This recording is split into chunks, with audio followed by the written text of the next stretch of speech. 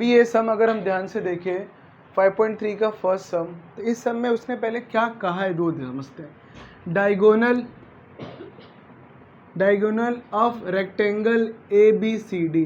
तो एक रेक्टेंगल बना लो, इस तरह का रेक्टेंगल बन गया A B C D. Rectangle कितने डिग्री का होता है? Every side every angle 90। Rectangle बन गया। Okay, rectangle A B C D intersect at point O. तो डायगोनल कहाँ इंटरसेक्ट कर रहा है? ओ। तो डायगोनल कैसे बनेगा? ए सी और ये point O intersect each other at point O. Then find the length of B O. हमें क्या पता करना है? बी ओ की लेंथ पता करना है। लेट अज्यूम मैं बी ओ की लेंथ को लिख देता हूँ एक्स। बोलो हाँ या ना? क्या लिख देता हूँ? एक्स। तो रेड से नहीं दिख रहा, ध्यान से लिख देता हूँ एक्स। हाँ या ना? X. And if C A D, तो क्या होगा? सी ए डी मतलब इस एंगल की बात कर रहा हूँ। कितना दिया है? 35। हाँ या ना? Then find the measure of A C B. हमें ये पता कर। हाँ या ना? AC भी दिया है 8 सेंटीमीटर। ऊपर देखो सर, अच्छा हाँ, ए सी 8 सेंटीमीटर दिया है।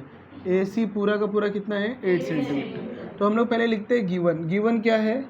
गिवन है A C is equal to 8 centimetre. हाँ, और क्या दिया है? Angle C A D equal 35। हाँ, टू फाइंड क्या करना है हमको? हमें टू फाइंड करना है एंगल ए सी बी। और क्या करना है? बी ओ हमें क्या करना है? फाइंड करना है। बोलो हाँ या ना? तो हम लोग करेंगे सोल्यूशन। अब इसका सोल्यूशन कैसे करेंगे, सबसे ज़्यादा वो इम्पोर्टेंट है। पहले इसके सोल्यूशन को समझते हैं कि हमें करना क्या है, कौन सी प्रॉपर्टी लगेगी, और फिर एक इसे सॉल्व कैसे करना। पहले एक इमेजिनेशन कर लेते हैं कि हमें करना क्या क्या है। पेन चलाने से पहले एक इमेजिनेशन कर लो कि आपको इस सब में करना क्या है। नहीं तो पेन चलने लगेगा और आप सोचने लगोगे कि करे तो करे क्या। हाँ, कटपीट करने से अच्छा पहले एक बार सोच लो ना कि आपको इस सब में करना क्या है। तो सबसे पहले आपको फाइंड आउट करना है बी ओ। बी ओ कौन है भाई? ये। हाँ या ना? और आपको ए सी दिया है। हाँ या ना? अब हमें पता है कि ये 90 डिग्री होगा। हाँ या ना? और आपको क्या दिया है? आपको ए सी कितना दिया है? 8। हाँ या ना? अब एक लॉ है, उससे हम लोग समझने की कोशिश करते हैं कि जो रेक्टेंगल होता है उसके डायगोनल एक दूसरे को कॉन्ग्रुएंट होते हैं। मालूम है क्या? लॉ अभी आपको बताया था। क्या बताया था? Diagonal of rectangle are congruent. बोलो हाँ या ना? एक लॉ है, तो क्या लिखने का? डायगोनल कौन? ए सी कॉन्ग्रुएंट है डी बी के। ये मैं नहीं कह रहा हूँ, ये क्या लॉ है? क्या है कि diagonal of rectangle are congruent. Agree करते हो इस बात से? कोई डाउट नहीं है? पक्का? Okay, very good. अगर ये कॉन्ग्रुएंट है, देयरफॉर डीबी को मैं लिखूं 8 सेंटीमीटर, तो कोई रोएगा नहीं। क्यों? क्योंकि AC 8 सेंटीमीटर दिया था और मैं कह रहा हूँ AC बराबर है डीबी के, तो डीबी भी किसके बराबर हो गया? क्लियर एकदम अच्छे से? कोई डाउट नहीं है? ओके। अब हमें एक और लॉ पता है। क्या क्या लॉ पता है आपको? किसी को पता है? Very good. क्या है? Diagonal of rectangle bisect each other. तो लॉ लिखते हैं। क्या लिखते हैं कि भाई OB जो रहेगा ना, वो हो जाएगा हाफ किसके? DB के। हाँ, रीजन क्या लिखोगे? Diagonal of rectangle bisect each other. एक दूसरे को क्या करते हैं? वो बाइसेक्ट करते हैं। बोलो हाँ या ना? तो मुझे बताओ कि आपको DB की वैल्यू कितनी दी है? 8। यहाँ पे लिखो 8। लिखा। अब 2 से कट करो 4, तो OB कितना आया? 4 सेंटीमीटर। क्या आप एग्री करते हो? ये पार्ट 1 क्लियर हो गया। OB की वैल्यू आपको आ गई। हाँ या ना? अब आपको करना है ACB। बोलो हाँ या ना? अब ACB करने के ना बहुत सारे तरीके, ACB करने के बहुत सारे तरीके, लेकिन अगर आप जनरली स्टडी करना चाहते हो तो आप सबसे पहले ऑब्जर्व करते हैं कि कौन सी चीज़ कैसी होती है, कैसी नहीं होती। अगर ये आपका 35 है, हाँ या ना, पक्का, तो ये एंगल आपका कितना हो जाएगा? 35 गलत। हमें पता है दोनों का प्लस किसके बराबर आता है? 180 गलत। रेक्टेंगल है ना, तो रेक्टेंगल का जो ये एंगल होता है ऑलवेज कितना होता है? 90 डिग्री। कितना होता है? 90 डिग्री। बोलो हाँ या ना। अब हम लोग क्या करते हैं, एक लॉ लगाते हैं। हम लोग कहते हैं कि जो AD है, AD वो पैरेलल है किसके? BC। एग्री करते हो? अगर AD पैरेलल है BC के, तो AC कौन सी लाइन हो गई? AC is a transversal. AC क्या हो गई? ट्रांसवर्सल लाइन हो गई। अगर AC ट्रांसवर्सल लाइन है, ये 35 है, तो ये भी कितना हो जाएगा? Angle ACB is equal to 35। Reason क्या है? क्या? अल्टरनेट अपोजिट एंगल ना, alternate opposite angle are congruent. बोलो हाँ या ना। तो वो लिखने की ज़रूरत नहीं है, सिर्फ ये 35 है पर ये भी 35 हो गया। क्यों? क्योंकि ये दोनों एक दूसरे को क्या है? अल्टरनेट है। एक बात याद रखना, AD किसको पैरेलल है? BC में। सिर्फ ये रेक्टेंगल है, इसलिए मैंने इस AD को पैरेलल लिखा BC के। समझ में आता है? पक्का? Thank you. Take a screenshot. हम देखते हैं। ये सम देखने से पहले वही रूल है। कौन सा रूल? पहले ये इमेजिनेशन करो कि इस सम में क्या क्या फाइंड आउट करना है, कैसे फाइंड आउट करेंगे और कौन सा डायग्राम चलेगा। किसी भी सम को सॉल्व करने से पहले एटलीस्ट 1 मिनट या 30 सेकेंड ये सोचने में ज़रूर लगाओ कि उस सम में क्या करना है। डायरेक्ट पेन लेके शुरू मत हो जाओ, नहीं तो आपको बहुत बार तकलीफ होगी। पहले अपने ब्रेन में विजुअलाइज कर लो कि सम को कैसे करना है। एग्जाम्पल के तौर पे समझते हैं। इन अ रोम्बस, इसका मतलब है कि एक रोम्बस है, तो कैसा रोम्बस बना लो? बना लिया। क्या नाम है? PQRS। PQRS हो गया RS। ओके, ये हमारा रोम्बस हो गया, मतलब ये लाइन क्लियर हो गई। इफ PQ इज 7.5, बोलो हाँ। तुरंत दिमाग में क्लिक होना चाहिए, सर ये रोम्बस है। हाँ, रोम्बस की ऑल साइड क्या होती है? इक्वल। तो अगर ये 7.5 है तो ये भी 7.5, ये भी 7.5, ये भी 7.5। क्लियर है?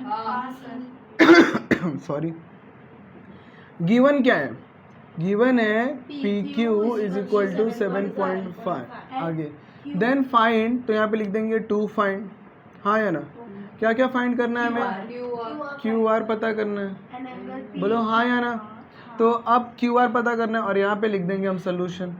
तुम सब लोग बहुत खुश हो जाओगे। क्या सर QR तो बहुत इजी है। क्यों इजी है? क्यों? क्योंकि PQ कॉन्ग्रेंट है, इक्वल है QR के। क्यों? क्यों क्यों क्यों? क्योंकि ये क्या है? रोम्बस। हाँ, ऑल साइड्स आर इक्वल। बोलो हाँ या ना। एकदम इजी है। Therefore QR is equal to 7.5। ये इजी हो गया, एक पार्ट हो गया। आगे QPS ये पूरा का पूरा एंगल कितना है? 75। पता क्या करना है अपने को? अपने को पता करना है, अब यहाँ पे लिखते हैं क्या क्या अभी लिखा है। QPS कितना दिया है? 75। पता क्या करना है? फाइंड क्या करना है? फाइंड करना है PQR, हाँ या ना, और SRQ, ये दोनों फाइंड आउट करना है। तो अब आप क्या कर सकते हो? PQR और क्या करना है? SRQ। देखो, जब भी कोई भी रोम्बस है, हाँ या ना, तो उसकी जो अपोजिट एंगल रहते हैं, हाँ या ना, अपोजिट एंगल जो भी रहता है वो हमेशा एक दूसरे को कॉन्ग्रेंट रहते हैं। Opposite angle are congruent to each other. बोलो हाँ या ना। देयरफॉर एंगल, क्या एंगल का नाम लिखो? QPS congruent angle QRS। QRS पता करना था तो हटा दो। क्या पता करना था? SRQ। SRQ बोलो हाँ या ना। दोनों एक दूसरे को कॉन्ग्रेंट क्यों है? क्योंकि ये क्या है? रोम्बस। रोम्बस में अपोजिट एंगल आर कॉन्ग्रेंट। क्या लिखने का? Opposite Angles of rhombus are congruent. Opposite angle of a rhombus Are congruent. Are congruent. Agree करते हो? Yes, sir. पक्का? कोई डाउट है? नहीं? ठीक है, तो हम लोग अगर कॉन्ग्रेंट हो गया, therefore angle S R Q is equal to 75। Agree करते हो? पक्का? ओके, अब आगे देखते हैं। नेक्स्ट क्या है? नेक्स्ट पता करना है एस आर क्यू, मतलब आपको पता करना है ये एस आर क्यू तो पता कर लिए, सॉरी अब क्या पता करना है? पी क्यू आर ये पता करना है। बोलो हाँ या ना? अब रोम्बस में जो अपोजिट एंगल होते हैं ना, वो एडजेसेंट एंगल कहलाते हैं।